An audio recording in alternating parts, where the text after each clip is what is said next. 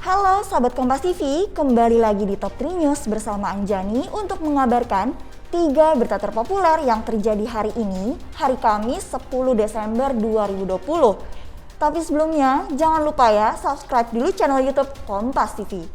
Berita pertama sahabat Kompas TV terkait dengan kasus pelanggaran protokol kesehatan di Petamburan pada November lalu, Polda Metro Jaya hari ini menetapkan Rizik Syihab sebagai tersangka dalam kasus kerumunan tersebut. Polda Metro Jaya menetapkan pemimpin Front Pembela Islam Rizik Syihab sebagai tersangka kasus kerumunan massa yang terjadi di Petamburan, Tanah Abang, Jakarta Pusat pada 14 November lalu. Selain Rizik, ada 5 orang lainnya yang ditetapkan menjadi tersangka. Mereka adalah Ketua Panitia Maulid Nabi dan Pernikahan Putri Rizik, Sekretaris Panitia, Penanggung Jawab Bidang Keamanan, Penanggung Jawab Acara, dan Kepala Seksi Acara.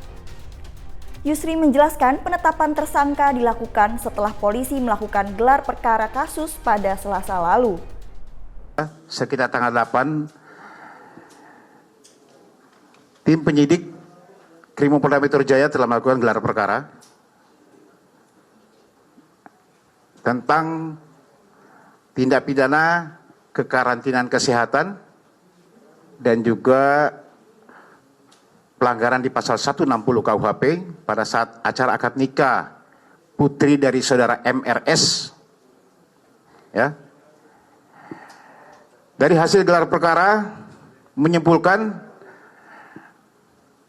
ada 6 yang ditetapkan sebagai tersangka. Yang pertama, sebagai penyelenggara, saudara MRS sendiri dipersangkakan di pasal 160 dan pasal 216. Kemudian yang kedua, ketua panitianya, saudara HU. Yang ketiga, sekretaris panitia, saudara A. Yang keempat, saudara MS sebagai penanggung jawab di bidang keamanan. Yang kelima, saudara SL untuk penanggung jawab acaranya, dan saudara HI. Ya, ini sebagai kepala seksi acara. Berita kedua, sahabat Kompas TV, Presiden Joko Widodo memberikan pidato secara virtual untuk memperingati Hari Hak Asasi Manusia. Dalam pidatonya, Presiden mengatakan bahwa pemerintah akan terus berupaya menuntaskan masalah HAM di masa lalu secara bijak dan bermartabat. Berikut pidato Presiden Jokowi yang kami kutip dari channel YouTube Sekretariat Presiden.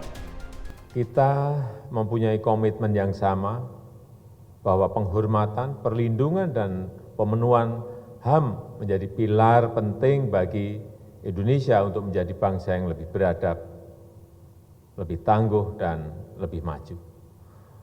Pemerintah tidak pernah berhenti untuk menuntaskan masalah HAM masa lalu secara bijak dan bermartabat. Kita harus bekerja sama menyelesaikannya dan mencurahkan energi kita untuk kemajuan bangsa. Melalui Menko Polhukam, saya telah menugaskan agar penyelesaian masalah HAM masa lalu terus dilanjutkan yang hasilnya bisa diterima semua pihak serta diterima dunia internasional. Bapak Ibu hadirin yang saya hormati, komitmen kuat pemerintah dalam penegakan HAM telah dituangkan dalam Rencana Aksi Nasional HAM 2020-2025. Hak sipil, hak politik, serta hak ekonomi dan sosial, serta budaya harus dilindungi secara berimbang dan tidak ada satupun yang terabaikan. Berita ketiga, sahabat Kompas TV, kali ini terkait update soal vaksin COVID-19. Hari ini, Menteri Kesehatan Terawan Agus Putranto kembali menyatakan program vaksinasi nasional akan memprioritaskan tenaga kesehatan terlebih dahulu.